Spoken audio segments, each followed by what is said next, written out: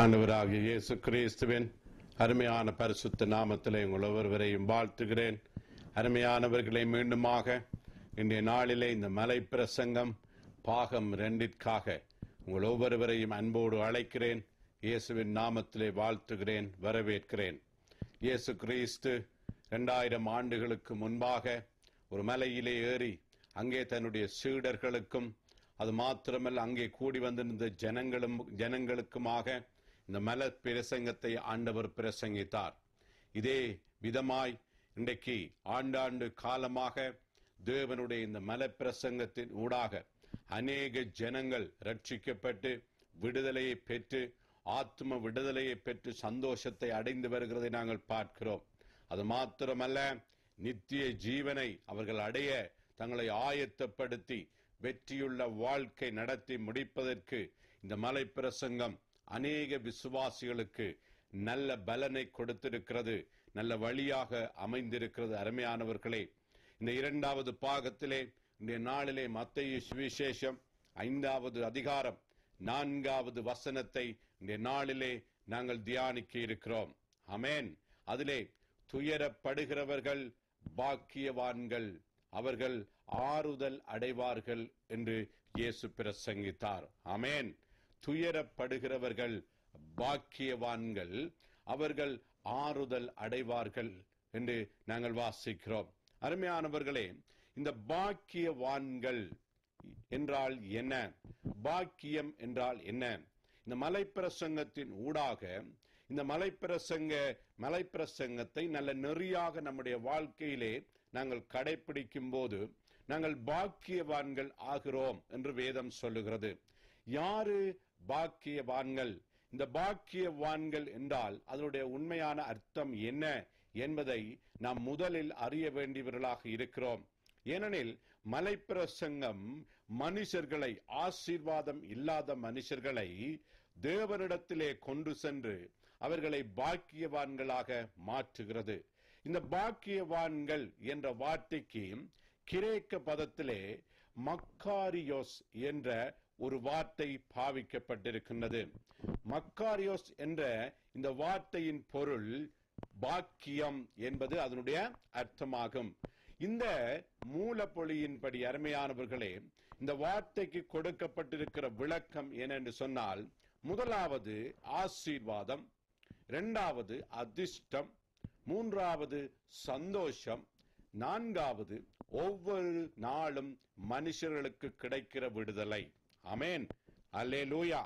பாக்கியவான்கள் என்ற இந்த மக்காரியோஸ் என்ற இந்த கிரேக்க பதத்திற்கு 4 விதமான அர்த்தங்கள் உண்டு என்பதை நாங்கள் பார்த்தோம். ஆசீர்வாதம், அதிர்ஷ்டம், சந்தோஷம், ஒவ்வொரு நாளும் விடுதலை. ஆமென். அப்போ இயேசு கிறிஸ்து மலைப்பிரசங்கத்திலே நீங்கள் பாக்கியவான்கள், நீங்கள் பாக்கியவான்கள் என்று சொல்லி அநேக நெறிகளை கற்பித்தார். இந்த நெறிகளின்படி வாழும் போது நம்முடைய வாழ்க்கையிலே ஆசீர்வாதம் உண்டாகிறது, வாழ்க்கையிலே அதிர்ஷ்டம் உண்டாகிறது, வாழ்க்கையிலே சந்தோஷம் உண்டாகிறது, ஒவ்வொரு நாளும் வாழ்க்கையிலே விடுதலையா இருக்கிறது. ஆமென். இந்த ஒரு பாக்கியத்திற்கு தான் தேவன் எங்களை பாக்கியவான்களாக அழைக்கிறார். ஆமென், ஹல்லேலூயா. அந்த ரீதியிலே இன்றைய நாளிலே அருமையானவர்களே, துயரப்படுகிறவர்கள் பாக்கியவான்கள், அவர்கள் ஆறுதல் அடைவார்கள் என்று நாங்கள் வாசித்தோம். பாருங்க, நமக்கு தெரியும் இதனுடைய அர்த்தம் என்னென்று சொன்னால், பாருங்கள், துயரப்படுகிறவர்கள் பாக்கியவான்கள் என்று சொல்லும் போது துயரப்படுகிறவர்கள் எப்படி ஒரு ஆசீர்வாதத்தை பெற முடியும்? எப்படி அவர்கள் பாக்கியத்தை அடைய முடியும்?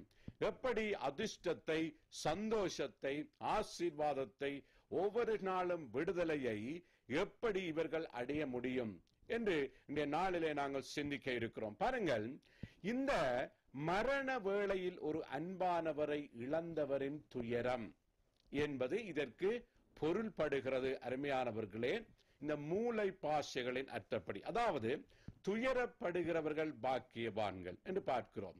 எப்படியான துயரத்தை இது நமக்கு காட்டுகிறது என்று சொன்னால், பாருங்க, இந்த துயரம் என்ற வார்த்தைக்கு பாவிக்கப்பட்டிருக்கிற கிரேக்க பதம் என்னென்று சொன்னால், அருமையானவர்களே, பென் துந்தேஸ் என்ற ஒரு கிரேக்க பதம் பாவிக்கப்பட்டிருக்கிறது. இந்த கிரேக்க பதத்தின்படி பாருங்க, ஏதாவது ஒரு மிகவும் துயரப்பட்டு, உதாரணத்துக்கு உற்றார் உறவினர்கள் நம்மை விட்டு அவர்கள் செல்லும் போது அல்லது அவர்கள் மரணம் அடையும் போது எங்களுக்கு எப்படியான ஒரு துக்கம் உண்டாகுதோ அப்படியான ஒரு துயரத்தை தான் இந்த மூல பாஷை எங்களுக்கு விளக்குகிறது.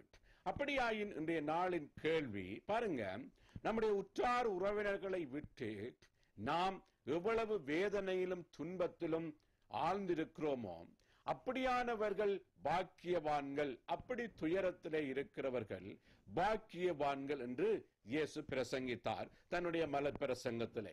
பாருங்க, இந்த வார்த்தையை தான், அதாவது பென்துந்தேஸ் என்ற இந்த கிரேக்க பதத்தை தான் இங்கே 3 இடங்களிலே பழைய ஏற்பாட்டிலே பாவிக்கப்பட்டிருக்கின்றது.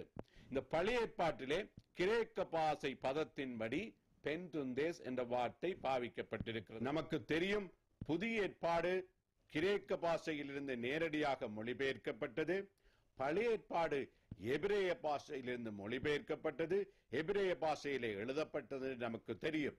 ஆனால் செப்துவாஜிண்டா என்ற ஒரு பகுதியான வேதாகமம், அது நமக்கு தெரியும், பழைய ஏற்பாடு அது கிரேக்க பதத்திலே மொழிபெயர்க்கப்பட்ட பழைய ஏற்பாடுக்கு பெயர் செப்துவாஜிண்டா என்று சொல்வார்கள். இந்த பழைய ஏற்பாடு மொழிபெயர்க்கப்பட்ட இந்த கிரேக்க பதத்தின்படிதான் பென்துந்தேஸ் என்ற வார்த்தை இந்த துயரப்படுகிறவர்கள் என்ற என்ற வார்த்தைக்கு இங்கே பாவிக்கப்பட்டிருக்கிறது. இந்த வார்த்தையின்படி, அதாவது கிரேக்க மொழியால் மொழிபெயர்க்கப்பட்ட பழைய ஏற்பாடு வாக்கியத்தின்படி பாருங்க, யோசேப்பு இறந்த போது யாக்கோப்பு புலம்பினான்.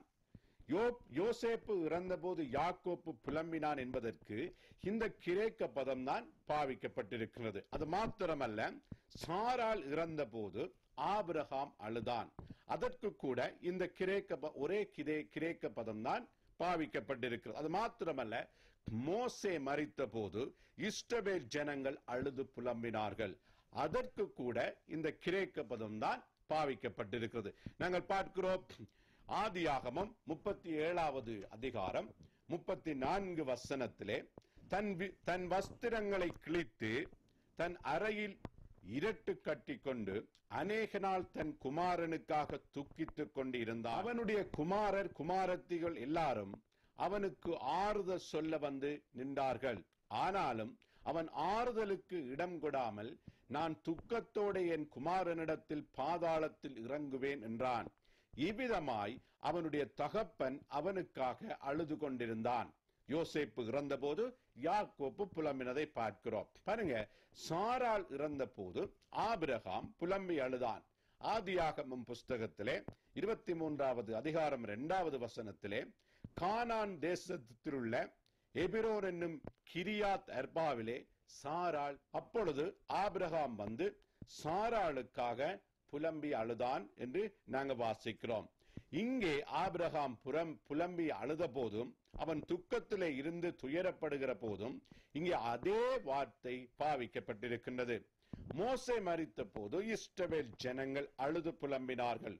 உபாகமம் புஸ்தகம் 34வது அதிகாரத்திலே 8வது வசனத்திலே வாசிக்கிறோம், இஸ்ரவேல் புத்திரர் மோபாவின் சமனான வெளிகளில் மோசேக்காக 30 நாள் அழுது கொண்டிருந்தார்கள். மோசேக்காக அழுது துக்கம் கொண்டாடின நாட்கள் முடிந்தது என்று பார்க்கிறோம். இந்த இஸ்ரவேல் ஜனங்கள் மோசேக்காக துயரப்பட்டு அழுத வேளையிலும் இங்கே பென்துந்தேஸ் என்ற இந்த கிரேக்க பதம் பாவிக்கப்பட்டிருக்கிறதை நாங்கள் பார்க்கிறோம். அருமையானவர்களே, இந்த 3 இடங்களிலும் ஒரே விதமான மூல பாஷை வார்த்தைகள் பாவிக்கப்பட்டிருக்கிறது. இன்றைய நாளிலே கேள்வி, இப்படி துயரப்படுகிறவர்கள் எப்படி பாக்கியவான்களாய் இருக்க முடியும் என்பதை நாங்கள் தியானிக்க வேண்டியவர்களாக இருக்கிறோம். ஏன் தெரியுமா? துயரப்படுகிறவர்கள் பாக்கியவான்கள் என்று இயேசு பிரசங்கித்தார். அவர்கள் பாக்கியவான்கள், ஆறுதல் அடைவார்கள் என்று இயேசு பிரசங்கித்தார். அப்படியாயின் யார் எப்படியான துயரம் என்பதை நாம் தியானிக்க வேண்டியவர்களாக இருக்கிறோம். ஆகவேதான் இந்த நாளிலே பாருங்க, மேற்குறிக்கப்பட்ட 3 புலம்பல்கள் துயரங்களை நாம் எடுத்து பார்க்கும் போது நாங்கள் காண்கிறோம், ஒரே மாதிரியான துயரத்தை இங்கே நாங்கள் வெளிக்காட்டுவதை பார்க்கிறோம். அப்படியாக இன்றைய நாளிலே அருமையானவர்களே, யோசேப்பு மூலம் எதிர்காலத்தில் அநேக கனவுகளை யாக்கோப்பு நினைத்திருந்தான். ஆனால் யோசேப்பு இறந்துட்டான் என்பதை யாக்கோப்பு கேட்டபோது அவன் புலம்பி அழுதான். யோசேப்பு இறந்துட்டான் என்பதற்காக யாக்கோப்பு புலம்பி அழுதான் என்று வாசிக்கிறோம். பாருங்க, இந்த இடத்திலே அவன் அழுது துயரப்படுகிறான், யோசேப்பு இறந்துட்டானே என்று. ஆனால் இந்த துயரம் எதற்காக? யோசேப்பு இறந்து விட்டான். யோசேப்பின் மேலே யாக்கோப்பு எவ்வளவு பெரிய கனவுகளையும் எவ்வளவு பெரிய ஆசீர்வாதமான காரியங்களையும் யோசேப்பை கொண்டு செய்ய முயற்சித்தானோ அவைகள் எல்லாம் யோசேப்பு இறந்த போது இல்லாமல் போகிறது. ஆமென்.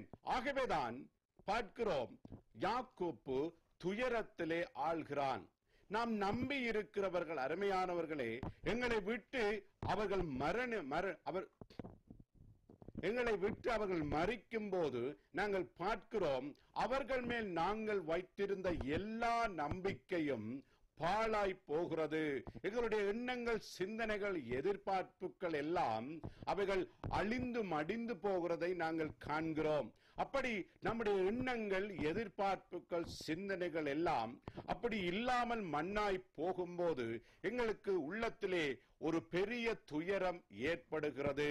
அருமையானவர்களே, அந்த துயர வேளையிலே ஆண்டவர் இயேசு கிறிஸ்து சொல்லுகிறார், துயரப்படுகிறவர்கள் என்னிடம் வாருங்கள். துயரப்படுகிறவர்கள் பாக்கியவான்கள். எப்போ துயரப்படுகிறவர்கள் பாக்கியவான்கள்?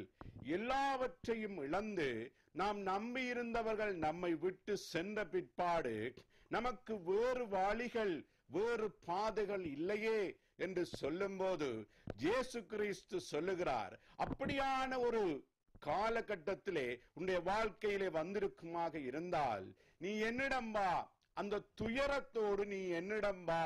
அந்த துயரத்தோடு நீ என்னிடம் வருவாயாக இருந்தால் நீ பாக்கியவானாய் இருப்பாய்.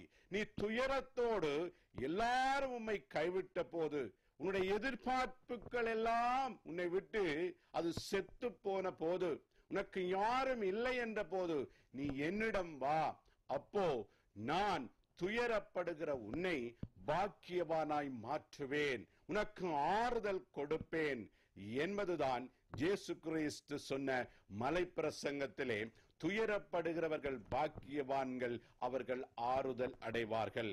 ஆமென். அதே போலத்தான் பார்க்கிறோம் அருமையானவர்களே, ஆபிரகாம் சாரால் மரித்த போது ஆபிரகாம் அழுதான் என்று பார்க்கிறோம். புலம்பி அழுது துயரத்திலே அவன் ஆழ்ந்திருந்தான். பாருங்கள், அவன் துயரத்திலே ஆழ்ந்திருக்கிறானாக இருந்தால் பாருங்க, அந்த துயர வேளையிலே அவனோடு இருந்த அன்பான மனைவி அவனை விட்டு சென்ற போது அவன் துயரத்திலே இருந்தான். யாராவது உங்களுடைய வாழ்க்கையிலே அருமையானவர்களே, யாரையாவது நீங்கள் இழந்திருக்கின்றீர்களா? யாரையாவது நீங்கள் உங்களுடைய கணவனாய் இருக்கலாம், மனைவியாய் இருக்கலாம், பிள்ளைகளாய் இருக்கலாம், பெற்றோராய் இருக்கலாம், யாரையாவது இழந்து நீங்கள் துயரத்திலே இருக்கிறீர்களா? இந்த நாளிலே இன்னமும் அவர்களை நினைத்து நினைத்து நீங்கள் ஏங்கி அழுகிறீர்களா? இன்னும் உங்களுடைய வாழ்க்கையிலே எதுவித ஆறுதலும் உங்களுக்கு கிடைக்கவில்லையா? உங்களுடைய துயரத்தோடு, உங்களுடைய வேதனையோடு, உங்களுடைய கஷ்டங்களோடு என்னிடம் வாருங்கள். நீங்கள் துயரப்பட்டு கொண்டு இருக்கிற நீங்கள் என்னிடம் வாருங்கள், உங்களை நான் பாக்கியவான்களாக்குவேன். நீங்கள் பாக்கியவான்கள் ஆகும்போது நீங்கள் ஆறுதல் அடைவீர்கள் என்று இயேசு பிரசங்கித்த மலை பிரசங்கம் இந்த நாளிலே உங்களுக்கு பிரசங்கிக்கப்படுகிறது. அருமையானவர்களே, அது மாத்திரமல்ல, பார்க்கிறோம், மோசே மரித்தான், இஸ்ரவேல் ஜனங்கள் அழுது புலம்பினார்கள் என்று பார்க்கிறோம். எதற்காக? எங்களை நடத்தி வருவதற்கு ஒரு தலைவன் இல்லையே. எங்களை நடத்தி வந்த ஒரு தலைவன் அவன் எங்களை விட்டு மரித்து போனான். இப்போ யார் எங்களை நடத்துவார்கள்? எங்களுக்கு இருந்த நம்பிக்கை போயிற்றே. கானான் தேசத்திற்கு எங்களை யார் கொண்டு போவார்கள்? இப்படி அநேக ஏக்கங்கள். மோசேயை போல யோசுவா எங்களை வழிநடத்த முடியுமா? இப்படி அநேக எண்ணங்கள், சிந்தனைகள், ஏமாற்றங்களோடு மோசேயை நம்பி இருந்த இந்த இஸ்ரவேல் ஜனங்கள் என்ன செய்கிறார்கள்? அவன் மரித்த பிற்பாடு அருமையானவர்களே துயரத்திலே ஆள்கிறதை நாங்கள் பார்க்கிறோம். துன்பத்திலே வேதனையிலே அவர்கள் ஆள்கிறதை நாங்கள் பார்க்கிறோம். இந்த நாளிலே இயேசு என்ன சொல்லுகிறார் தெரியுமா? நீங்கள் உங்களை நடத்தினவர்கள் உங்களை விட்டு விட்டார்களா? உங்களை நடத்தினவர்களை விட்டுவிட்டு நீங்கள் தூரம் சென்று விட்டீர்களா அருமையானவர்களே? அல்லது நீங்கள் துயரா வேதனையிலே நீங்கள் ஆழ்ந்து கொண்டிருக்கிறீர்களா? என்னை யார் நடத்துவான்? மோசேயை போல என்னுடைய வாழ்க்கையை ஆசீர்வாதமாக கொண்டு யாரால் நடத்த முடியும்? நான் நம்பினேன், ஆனால் நம்பினவர்கள் நடத்துகிறவர்கள் என்னை நடத்தாமல் போனார்களே. என்னை யார் நடத்துவான் ஆண்டவரே என்று உங்களுடைய எதிர்கால வாழ்க்கையை பற்றி, எதிர்கால கனவுகளை பற்றி, எதிர்கால ஆசீர்வாதத்தை பற்றி இவையெல்லாம் ஒரு புகை போல மறைந்து போயிட்டே என்று நீங்கள் துயரத்திலே இருக்கின்றீர்களா? இயேசு கிறிஸ்து சொல்லுகிறார், உன்னுடைய துயரத்தோடே, உன்னுடைய துக்கத்தோடே, உன்னுடைய கவலையோடே, உன்னுடைய ஏக்கங்கள் எதிர்பார்ப்புகளோடே நீ என்னிடம் வா. நீ என்னிடம் வரும்போது உன்னை நான் பாக்கியவானாக மாற்றுவேன். நீ ஆறுதல் அடைவாய். உன் துக்கத்திற்கு இவ்வளவு நாளும் ஆறுதல் கிடைக்கவில்லை. உன் துக்கத்துக்கு இந்த பூமியிலே யாராலும் ஆறுதல் கொடுக்க முடியாது. இயேசு கிறிஸ்துவாகிய என்னாலே முடியும். அந்த ஆறுதலை நான் உனக்கு தருவேன். அந்த ஆறுதலை உனக்கு தரும் முன்பாக உன்னுடைய கண்ணீரை நான் துடைப்பேன். இயேசு கிறிஸ்து மலை பிரசங்கத்திலே அருமையானவர்களே இதைத்தான் சொன்னார். நீங்கள் இந்த வேளையிலே உங்களுடைய வாழ்க்கையிலே ஏதாவது ஒரு காரியத்திலே அருமையானவர்களே நீங்கள் துக்கப்பட்டு கொண்டு இருக்கிறீர்களா? துயரத்திலே ஆழ்ந்து கொண்டு இருக்கின்றீர்களா? இயேசுவை நோக்கி பாருங்கள் அருமையானவர்களே. பாக்கியவான்களாக்கப்படுவீர்கள், உள்ளத்திலே ஆறுதல் அடைவீர்கள். இதைத்தான் இயேசு சொன்னார். துயரப்படுகிறவர்கள் நீங்கள் பாக்கியவான்கள். எப்ப பாக்கியவான்கள்? நீங்கள் உங்களுடைய துக்கத்தோடும் துயரத்தோடும் என்னிடம் வரும்போதுதான் நீங்கள் பாக்கியவான்கள். ஏனெனில் என்னிடம்தே ஆறுதல் உண்டு என்று இயேசு பிரசங்கித்தார். ஆமென், ஹல்லேலூயா. ஆகவே இன்றைய நாளிலே அருமையானவர்களே, இயேசு உங்களுக்கு சொல்லுகிற காரியம், நீ துயரப்படுகிறவர்களே நீங்கள் பாக்கியவான்கள். துயரப்படுகிறவர்களே நீங்கள் பாக்கியவான்கள். நீங்கள் ஆசீர்வதிக்கப்பட்டவர்கள், அதிர்ஷ்டசாலிகள். நீங்கள் ஒவ்வொரு நாளும் ஆசீர்வாதத்தை பெறுகிறவர்கள். நீங்கள் சந்தோஷம் அடைவீர்கள். என்னிடம் வாருங்கள், இயேசுவிடம் ஓடி வாருங்கள். அருமையானவர்களே, நீ உன்னுடைய கணவனால் அவருடைய எதிர்காலத்தை பற்றி நம்பி ஏங்கி இருக்கின்றாயா? உன்னுடைய மனைவியால் நீ ஏமாற்றம் அடைந்து துக்கத்திலே இருக்கின்றாயா? நீ அப்படியே துக்கத்திலே இருந்தால் அருமையானவர்களே, நீங்கள் எந்த பாக்கியத்தையும் ஆறுதலையும் அடைய போவதில்லை. நீங்க இருக்கிற இடத்திலே இருந்து கொண்டு உங்களுடைய துக்கத்தோடும் வேதனையோடும் இயேசு கிறிஸ்துவிடம் வர வேண்டும். அவர் உங்களுடைய துக்கத்தை எடுத்து உங்களுக்கு ஆறுதல் கொடுக்கிறார், உங்களை பாக்கியவான்களாக மாற்றுகிறார். அருமையானவர்களே, யாராவது வாழ்க்கையிலே நீ நம்பி இருந்தவர்கள் கைவிட்டார்களா? இதனால் நீ துக்கத்திலே புலம்பிக் கொண்டிருக்கிறாயா? துயரப்படுகிறாயா? அப்படியே இருக்காதே. இயேசு இருக்கிறார். உன்னுடைய புலம்பலிலே, உன் துக்கத்திலே, உன்னுடைய வேதனையிலே இயேசு வேண்டும். அவரே உன்னை சந்தோஷப்படுத்துகிறவர், உன்னை அதிர்ஷ்டசாலியா மாற்றுகிறவர். எல்லா காரியத்திலும் பாக்கியவானாய் உன்னை மாற்றுகிற இயேசுவிடம் ஓடிவா, உனக்கு ஆறுதல் கிடைக்கும்.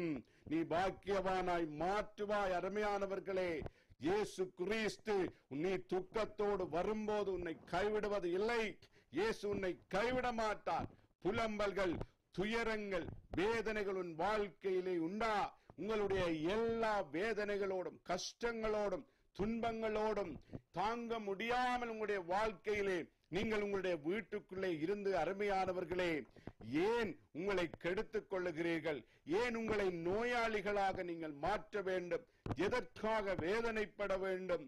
துன்பப்படுகிறவர்களே என்னிடம் வாருங்கள் என்று இயேசு பிரான் உங்களை அழைக்கும் போது அருமையானவர்களே, நீங்கள் ஏன் வீட்டிலே ஒரு மூலைக்குள்ளே இருக்க வேண்டும்? வீட்டை விட்டு வெளியிலே போகாமல் கொண்டாட்டங்களுக்கு போகாமல், சந்தோஷமான காரியங்களிலே நீங்கள் ஈடுபடாமல், எதற்காக இப்படி ஒரு மூளைக்குள்ளே இருந்து வாழ வேண்டும்?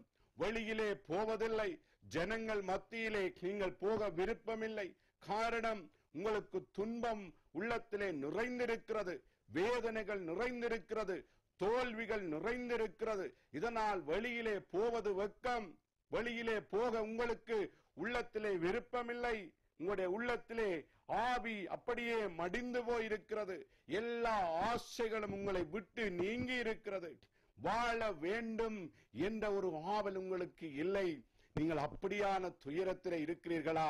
அருமையானவர்களே, வேண்டாம் வேண்டாம், என்னிடம் ஓடி வாருங்கள். துயரப்படுகிறவர்களே, என்னிடம் ஓடி வாருங்கள். நீங்கள் பாக்கியவான்கள், நீங்கள் ஆறுதல் அடைவீர்கள் என்று ஆண்டவர் சொல்லுகிறார். ஏதாவது ஒரு காரியத்திலே உன்னுடைய வாழ்க்கையிலே ஏமாற்றம் அடைந்திருக்கிறீர்களா? பணத்தாலும் சரி, உற்றார் உறவினர்களாலும் சரி, சொந்தங்கள் இன்ப துன்பங்களாலும் சரி, அருமையானவர்களே, ஏதாவது ஒரு காரியத்திலே நீங்கள் ஏமாற்றம் அடைந்து, அருமையானவர்களே, துன்பத்திலே உங்களுடைய வாழ்க்கையை ஓட்டிக்கொண்டிருக்கிறீர்களா? இந்த நாளிலே இயேசு மலை பிரசங்கத்திலே பிரசங்கித்த காரியத்தை உங்களுக்கு சொல்லுகிறார். அருமையானவர்களே, அப்படி இருக்காதீர்கள். துன்பத்தோடு என்னிடம் வாருங்கள், துன்பத்தோடு என்னிடம் வாருங்கள், உங்கள் வேதனையோடு என்னிடம் ஓடி வாருங்கள். நான் உங்களை பாக்கியவான்களாக்குவேன், நான் உங்களுக்கு ஆறுதல் கொடுப்பேன் என்று ஆண்டவர் சொல்லுகிறார். உன்னுடைய எதிர்கால கனவுகள் வீணாய் போய்விட்டதா? எதிர்கால கனவுகள் எல்லாம் குழியிலே போட்டு மூடிவிட்டார்களா? அதிலே நீ துக்கத்திலும் துயரத்திலும் ஆழ்ந்திருந்தால், அருமையானவர்களே, இயேசு சொல்லுகிறார், என்னிடம் ஓடிவா, இயேசுவிடம் ஓடிவா. உன் துயரம் சந்தோஷமாக மாறும், உன் துக்கம் சந்தோஷமாக மாறும். காரணம் என்ன தெரியுமா? இந்த இடத்திலே, அருமையானவர்களே, இயேசு கிறிஸ்துவினுடைய ஆலயத்திலே அங்கே சந்தோஷம் உண்டு. எல்லா துக்கங்களையும் நீங்கள் உங்களுடைய தலையின் மேல் போட்டு, அருமையானவர்களே, அந்த பாரத்தை சுமந்து உங்களுடைய வாழ்க்கை வீணாக்காதீர்கள். நித்திய ஜீவன் ஒன்று உண்டு, துயரத்திற்கு பாக்கியம் ஒன்று. துயரத்துக்கு சந்தோஷத்தை கொடுப்பதற்காக இயேசு கிறிஸ்து உங்களை அழைக்கிறார். நீ என்ன துக்கத்தோடும் இருந்தால் இந்த நாளிலே நீ எழுந்து நடக்க வேண்டும். இந்த நாளை எழுந்து இயேசுவின் பக்கம் போக வேண்டும். நீ இந்த உலகத்திலே, அருமையானவர்களே, உலகத்திலே எந்த மூலையில் இருந்து இந்த செய்தியை கேட்டுக்கொண்டிருந்தாலும், நீ இருக்கிற இடத்திலே தேவனுடைய திருச்சபை ஒன்று உண்டு. அந்த இடத்திற்கு நீ போக வேண்டும். உன் துக்கத்தை எல்லாம் இயேசுவின் பாதத்திலே நீ போட வேண்டும். அப்போ நீ துயரப்படுகிற உன் காரியத்திலே பாக்கியவானாக, பாக்கியவதியாக இயேசு கிறிஸ்து உன்னை மாற்றி உனக்கு ஆறுதல் தர ஆண்டவர் அழைக்கிறார். ஆமென், ஹல்லேலூயா. பாருங்க, இதுவரை காலமும் உன் துக்கத்திலும் வேதனையிலும் நீ ஏதாவது ஒரு காரியத்தை அடைய எத்தனையோ வழிகளை நீ கையாண்டிருக்கலாம், எத்தனையோ பாதைகளை நீ கைப்பற்றி இருக்கலாம், எத்தனையோ வழிகளிலே சென்றிருக்கலாம், எத்தனையோ உதவிகளை நாடி இருக்கலாம், அருமையானவர்களே. ஆனால் இந்த பூமியிலே உன் துயரத்திற்கும் உன் துக்கத்துக்கும் ஆறுதல் தரும்படி, உன் துக்கத்திலே உனக்கு ஆறுதல் தரும்படி, நீ பாக்கியவானாக முன்னை ஆக்கும்படி இந்த உலகத்திலே பூமியிலே யாராலும் முடியாது. இயேசு பிரான் உன்னை அழைக்கிறார். அவர் அதை உனக்காக செய்வதற்கு எழுந்து நட, எழுந்து நட. வீட்டிலே ஒரு மூலையிலே இருக்காதீர்கள். வீட்டை விட்டு வெளியிலே போகாமல் வீட்டுக்குள்ளே அடங்கி வாழாதீர்கள். துக்கத்தை இயேசுவிடம் கொண்டு வாருங்கள். அவர் உங்களுக்கு ஆறுதல் கொடுப்பார். உன்னை பாக்கியவானாக ஆண்டவர் சங்கீதக்காரன் 86வது சங்கீதத்திலே 7வது வசனத்திலே சொல்லுகிறான், நான் துயரப்படுகிற நாளில் உம்மை நோக்கி கூப்பிடுவேன், நீர் என்னை கேட்டருளுவீர். ஆமென். நான் துயரப்படுகிற நாளிலே ஆண்டவரே உம்மை நோக்கி கூப்பிடுவேன், நீர் என்னை கேட்டருளுவீர் என்று சங்கீதக்காரன் சொல்லுகிறதை பார்க்கிறோம். ஆமென், ஹல்லேலூயா. இன்றைக்கு துயரப்படுகிறவர்கள் ஆறுதல் அடைவதற்காக நாங்கள் பார்க்கிறோம். ஆண்கள் பெண்கள் என்று தங்களுடைய துக்கத்திற்கு ஆறுதல் அடைவதற்காக மதுபானத்தை தேடி ஓடுகிறார்கள், போதை பொருள்களை தேடி ஓடுகிறார்கள். எதற்காக தெரியுமா? துக்கத்திலும் துயரத்திலும் இருந்து விடுதலை பெறுவதற்காக. எத்தனையோ ஆண்களும் பெண்களும் இந்த நாட்களிலே பார்க்கிறோம், அருமையானவர்களே, டிஸ்கோதேக்கு போகிறார்கள். எதற்காக தெரியுமா? துயரத்திற்கு ஆறுதல் தேடுவதற்காக. விபச்சாரிகளிடத்திலே போகிறார்கள். எதற்காக தெரியுமா? துக்கத்திற்கு துயரத்திற்கு ஆறுதல் தேடி போகிறார்கள். பாருங்க, இப்படியான இடங்களிலே போகும்போது என்ன நடக்கிறது? போதை வஸ்துக்கு அடிமை, புகைத்தலுக்கு அடிமை, மதுபானத்துக்கு அடிமை, விபச்சாரத்துக்கு அடிமையாகிறார்கள். இருக்கிறத துக்கத்தோடு இன்னும் துயரத்தை கூட்டி வாழ்க்கையே பாழாய் போகிற அளவுக்கு எத்தனையோ பேர் இப்படியான கேடான வழிகளை அவர்கள் நாடுகிறார்கள், தங்கள் துயரத்திற்கு ஆறுதல் கிடைப்பதற்காக. அருமையானவர்களே, இவைகள் உங்களுக்கு நிம்மதியை தரப்போவதில்லை. இன்னும் இருப்பதை விட கேட்டுக்கும் அழிவுக்கும் கொண்டு போகிறது. இப்படியான வழிகள் துயரத்திற்கு ஆறுதல் கொடுத்து பாக்கியவானாய் உங்களை மாற்றுகிற கர்த்தர் இருக்கும் போது நாம் ஏன் இப்படியான கேட்டான வழிகளை நாம் நாடி திரிய வேண்டும்? அருமையானவர்களே, சிந்தித்து பாருங்கள், சிந்தித்து பாருங்கள். குடும்பத்திலே பிரச்சனை என்று சொன்னால் என்ன செய்கிறார்கள்? பிரிந்திருப்போம், பிரிந்திருந்தால் பிரச்சனை இல்லை என்று போட்டு துயரை இப்படியே வாழ்ந்தால் துன்பமாயிருக்கிறது, துயரம் அதிகமாகிறது, ஆகவே நாங்கள் பிரிந்திருப்போம் என்று சொல்லி கணவன் மனைவி பிரிகிறதை நாங்கள் பார்க்கிறோம். அருமையானவர்களே, கணவனும் மனைவியும் சேர்ந்து உங்களுடைய துக்கத்தோடு இயேசுவிடம் பாருங்கள். உங்கள் துக்கத்தை சந்தோஷமாக மாற்றுகிற கர்த்தர் ஒருவர் உண்டு. நீங்கள் துயரப்பட்டால் பாக்கியவான்களாய் உன்னை ஆக்குவேன் என்று தேவன் சொல்லுகிறார். அப்படியாயின் இப்படியான கேடுள்ள வழிகளை நாம் ஏன் பின்பற்ற வேண்டும்? அருமையானவர்களே, ஏன் பின்பற்ற வேண்டும்? சிந்தித்து பாருங்கள். பிரிந்து போகிறது நம்முடைய வாழ்க்கைக்கு சந்தோஷத்தை கொடுக்குமா? பிரச்சனைகள் இல்லாமல் வாழ முடியுமா? அது இருக்கிற பிரச்சனைகளோட இன்னும் அதிகம் கூட்டுகிறதே தவிர அது நம்முடைய வாழ்க்கைக்கு ஆறுதலை கொடுக்க போவதில்லை.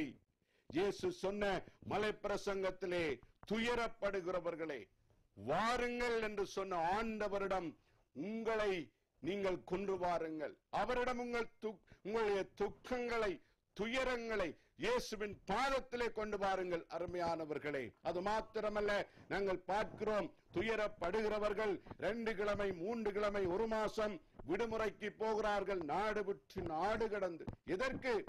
ஆறுதல் அடைவதற்கு. இவைகள் எல்லாம் நமக்கு உண்மையான ஆறுதலை கொடுப்பதில்லை. அருமையானவரே, துயரத்திலே இயேசு மட்டும்தான் நமக்கு ஆறுதலை கொடுக்கிறவராயிருக்கிறார். துயரத்தால் பாக்கியத்தை பெற வேண்டுமாய் இயேசுவிடம் வர வேண்டும். அப்போ உன் துயரம் பாக்கியமாய் மாறும்.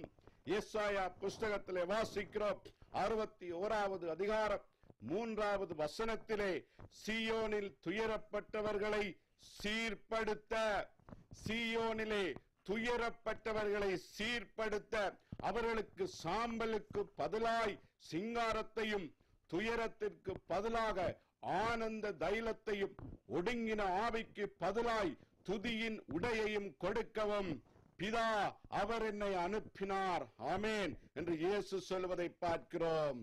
அருமையானவர்களே, இன்றைய நாளிலே பார்க்கிறோம், அடுத்ததாக நீ துயரப்பட வேண்டிய காரியம், உன் பாவத்திற்காக நீ துயரப்பட வேண்டும்.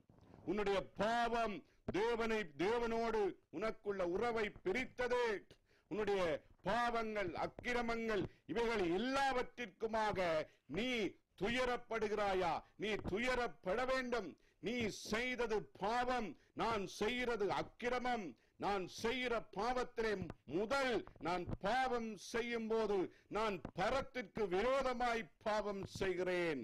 நீ இயேசுவை அவருடைய சிலுவை மரணத்தையும் இந்த நாளிலே ஒரு சிறுகணம் இருந்து நினைத்து உணர்ந்து தியானித்து பார்ப்பாயாக இருந்தால் நீ எவ்வளவு பெரிய பாவி என்பதை உன்னால் உணர்ந்து கொள்ள முடியும். அருமையானவர்களே, நீ பாவி, ஆண்டவரே நான் ஒரு பாவி, உமக்கு எதிராய் பரத்துக்கு எதிராய் நான் பாவம் செய்தேன் என்று நீ துயரப்படுவாயாக இருந்தால், அருமையானவர்களே, நீங்கள் பாக்கியவான்கள். ஏனென்று சொன்னால், பாவத்திற்காக துயரப்படுகிறானோ, யார் தான் செய்த சொந்த பாவத்திற்காக துயரப்பட்டு அழுகிறானோ, வேதனைப்படுகிறானோ, அவனும் பாக்கியவான் என்று வேதம் சொல்லுகிறது. காரணம் ஏன் தெரியுமா? தன் பாவத்திற்காக அழுது உணர்ந்து புலம்பி அழுகிறவன், அவன் தன்னுடைய துயரங்களோடு இயேசுவிடம் வர வேண்டும். அவன் மன்னிப்பை பெறுகிறான், அவன் பாக்கியவானாய் மாற்றப்படுகிறான். அப்போ அவன் பாவத்திற்காக துயரப்பட்ட காரியத்திலே தேவன் ஆறுதலை கொடுக்கிறவராக இருக்கிறார். யாக்கோப்பு புஸ்தகத்திலே வாசிக்கிறோம், 4வது அதிகாரத்திலே 8வது வசனத்திலே சொல்லப்படுகிறது, பாவிகளே, பாவத்திற்காக அழுது தேவனிடத்திலே வாருங்கள், உங்கள் அக்கிரமத்துக்காக துயரப்பட்டு அழுங்கள் என்று சொல்லுகிறான். பாருங்க, தேவனிடத்திலே சேருங்கள், அப்பொழுது அவர் உங்களிடத்திலே சேர்வார். பாவிகளே, உங்கள் கைகளை சுத்திகரியுங்கள், இருமனமுள்ளவர்களே, உங்கள் இருதயங்களை பரிசுத்தமாக்குங்கள், நீங்கள் துயரப்பட்டு துக்கித்து அழுங்கள் என்று வேதம் சொல்லுகிறதை பார்க்கிறோம். ஆமென். நீங்கள் செய்த அக்கிரமங்களுக்காக, உங்களுடைய பாவங்களுக்காக அப்படி நீங்க அழுங்கள், ஆண்டவர் உங்களை விடுவிப்பார். அருமையானவர்களே,